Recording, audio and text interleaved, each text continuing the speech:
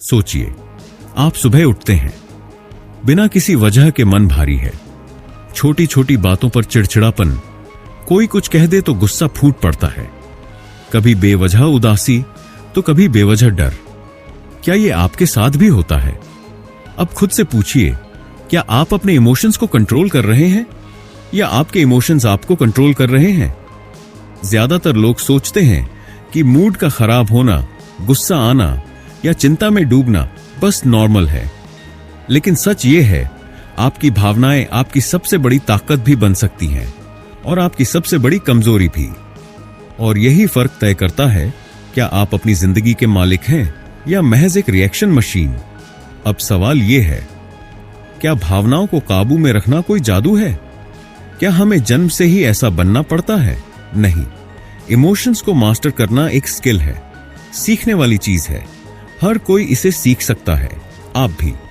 Master your emotions, लेखक थिबो मिरेस की बेस्ट सेलर किताब, जो आपके दिमाग के उस हिस्से से बात करती है जिसे शायद आपने कभी समझने की कोशिश ही नहीं की। किताब एक सीधी बात कहती है, आपके इमोशंस आपकी सोच से बनते हैं और आपकी सोच आपके कंट्रोल में है। हर इंसान चाहता है कम गुस्सा आए, कम चिंता हो, आत्मविश्वास बना रहे हालात जैसे भी हों, मन स्थिर रहे, लेकिन असल में होता उल्टा है। बाहर की दुनिया में कुछ भी हो जाए, हम तुरंत रिएक्ट करते हैं। कोई कुछ कह दे, कोई रिजल्ट ठीक ना आए, कोई उम्मीद टूट जाए, हमारा मूड खराब हो जाता है। हम समझ ही नहीं पाते ये इमोशंस आखिर आते कहां से हैं और हमें क्यों कंट्रोल करते हैं। थिबो मिरेस इस किताब में आसान भाषा में समझाते हैं हमारे इमोशंस कैसे काम करते हैं, कैसे हम अनजाने में अपनी नेगेटिव फीलिंग्स को खुद ही बढ़ाते हैं, और सबसे जरूरी, कैसे हम अपने माइंड को रीप्रोग्राम कर सकते हैं।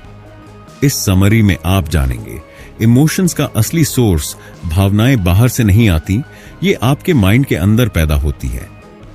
विचार और भावना का कनेक्शन, कैसे एक नेगेटिव सोच नेगेटिव इमोशन बनती है। इमीडिएट कंट्रोल टेक्निक्स, वो आसान और प्रैक्टिकल तरीके जिन्हें आप आज से ही अपनाकर गुस्से, चिंता, उदासी पर काबू पा सकते हैं। पॉजिटिव इमोशनल हैबिट्स, रोजाना के छोटे छोटे बदलाव जो आपकी सोच और महसूस करने के तरीके को बदल देंगे। किताब का मकसद सिर्फ आपको मोटिवेट करना नहीं है, इसका मकसद है आपको खुद की भावनाओं का मास्टर बनाना। तो क्या आप तैयार हैं अपने इमोशंस को कंट्रोल करने की बजाय उनके कंट्रोल में रहने के लिए नहीं, बल्कि खुद को उनका मालिक बनाने के लिए? आइए शुरू करते हैं।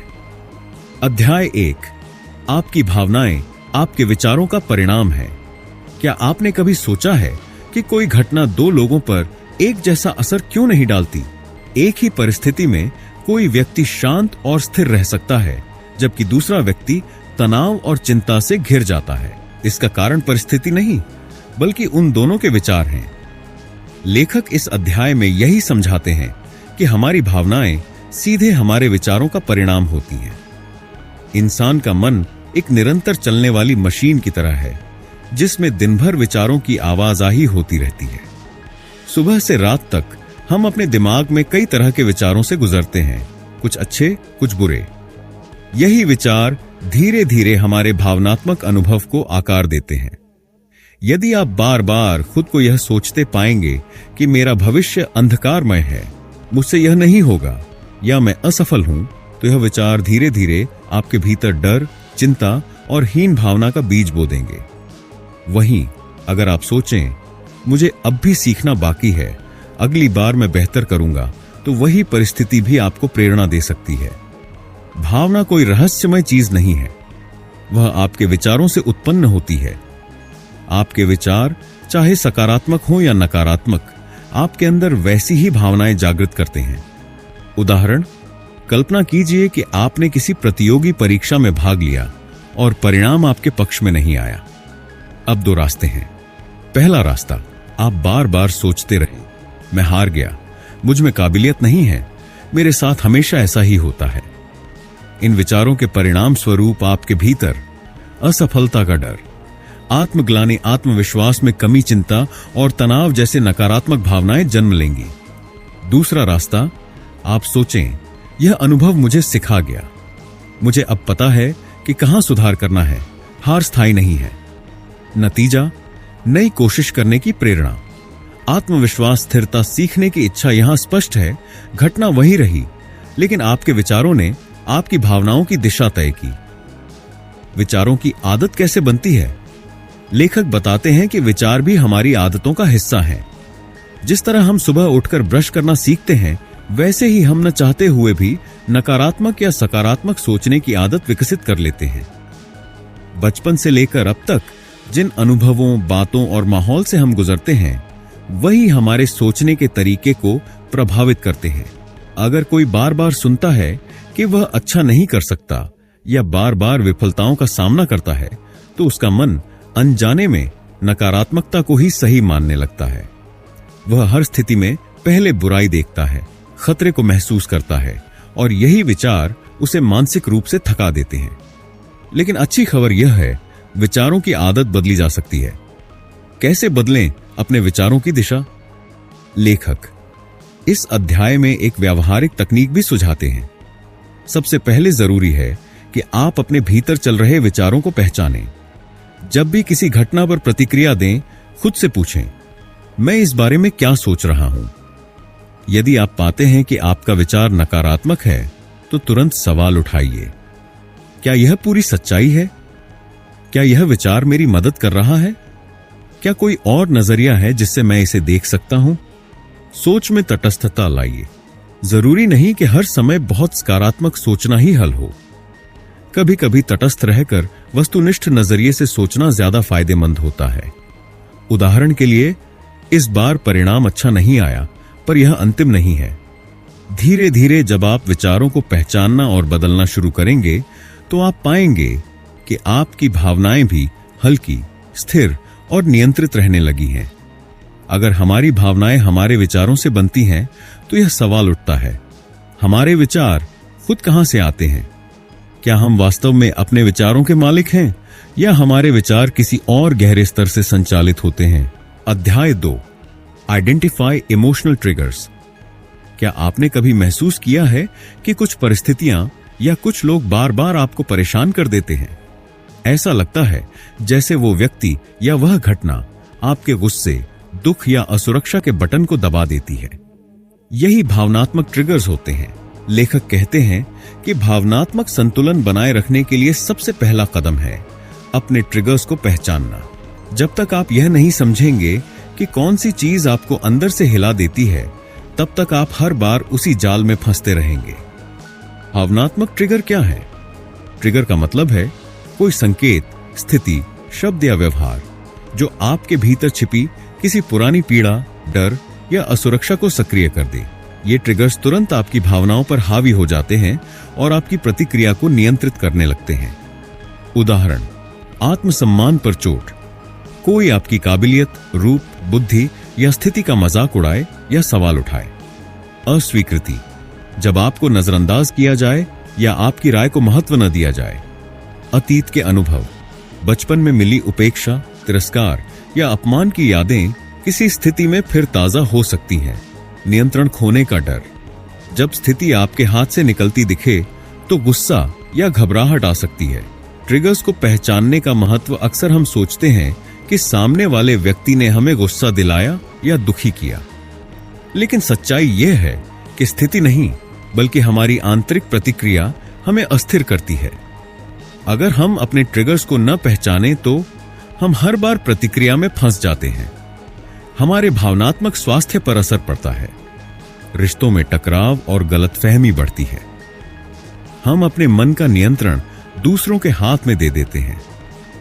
लेखक का मानना है कि जब तक आप यह स्पष्ट नहीं कर पाएंगे कि आपके भीतर कौन से ट्रिगर हैं, तब तक आप भावनाओं के गुलाम बने रहेंगे। ट्रिगर्स को पहचानने का तरीका, खुद को ऑब्जर्व करें। जब भी कोई घटना आपको विचलित करे, तुरंत प्रतिक्रिया देने से पहले खुद से पूछें, मैं अभी क्या महसूस कर रहा हूं? यह भावना क्यों उठी? क्या इससे पहले भी मैंने ऐसे महसूस किया है? भावनाओं की जड़ तक जाए।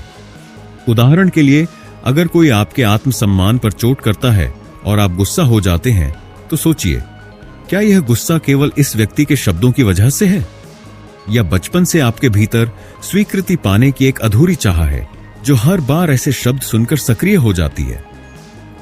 लेखक सलाह देते हैं कि आप उन स्थितियों, शब्दों या लोगों की एक सूची तैयार करें जो बार बार आपकी नकारात्मक भावनाओं को उभारते हैं।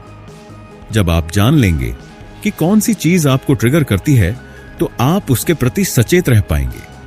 ट्रिगर्स से निपटने की रणनीति। ट्रिगर्स को पहचान लेना ही काफी नहीं, उनसे निपटने के लिए रणनीति भी जरूरी है। लेखक कुछ सुझाव देते हैं। रुकने की आदत डालें। प्रतिक्रिया देने से पहले 5 से 10 सेकंड रुकिए। यह छोटा सा विराम आपके दिमाग को ऑटो पायलट मोड से बाहर लाता है। सांस पर ध्यान दें। गहरी सांस लें। यह आपके मस्तिष्क को शांत करता है और आपको सोचने का मौका देता है। स्थिति का आकलन करें। खुद से सवाल करें, क्या सामने वाला वाकई मुझे चोट पहुंचाना चाहता है? क्या मेरा पुराना अनुभव इस स्थिति पर असर डाल रहा है? रिएक्ट नहीं, रिस्पॉन्ड करें। बिना उत्तेजना के संयमित तरीके से जवाब देना सीखें। धीरे धीरे आपकी भावनात्मक पकड़ मजबूत होगी।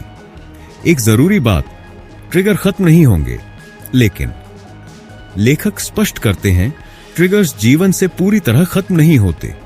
आप चाहें तो हर किसी को बदलने की कोशिश करें, परिस्थितियां अपने मुताबिक बनाना चाहें, लेकिन असली नियंत्रण तब आएगा जब आप अपने भीतर की प्रतिक्रिया को नियंत्रित करना सीखेंगे। अगर आप अपने ट्रिगर्स को पहचान लेते हैं और उन पर नियंत्रण पा लेते हैं, तो क्या आप अपनी आंतरिक सोच को भी बदल सकते हैं, जिससे ये ट्रिगर्स आपके मन को ही प्रभावित न कर सके? क्या सोच को रीप्रोग्राम करना संभव है? अध्याय 3, इमोशनल स्केल को समझें। हर व्यक्ति दिन भर अलग अलग भावनाओं से गुजरता है। कभी हम खुश होते हैं, कभी चिड़चिड़े, कभी डरे हुए, कभी आश्वस्त। लेखक कहते हैं कि ये सारी भावनाएं यूं ही इधर उधर नहीं फैली हैं, बल्कि इनका एक इमोशनल स्केल होता है। इस अध्याय में लेखक स्पष्ट करते हैं कि अगर हम इस पैमाने को समझ जाएं, तो हम जान सकते हैं कि हम किस स्तर की भावना में फंसे हैं और कैसे धीरे धीरे खुद को ऊपर की ओर सकारात्मक भावनाओं की दिशा में ले जा सकते हैं।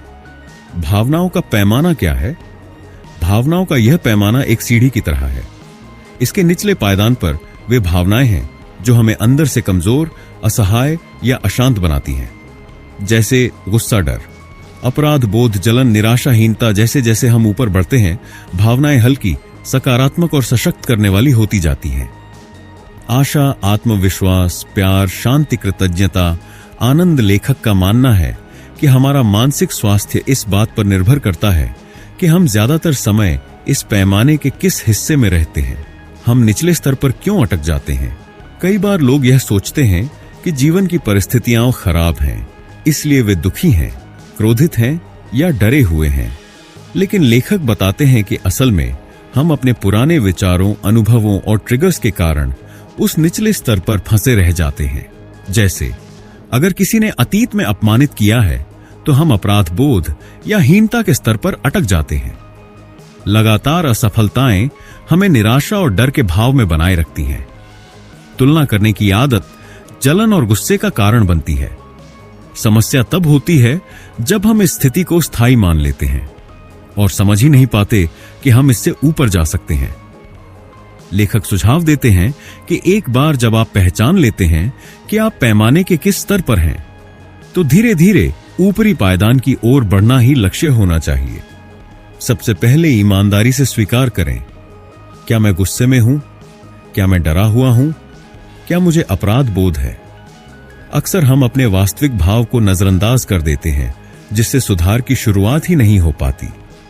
लेखक कहते हैं, आप सीधे नकारात्मक से पॉजिटिव नहीं जा सकते।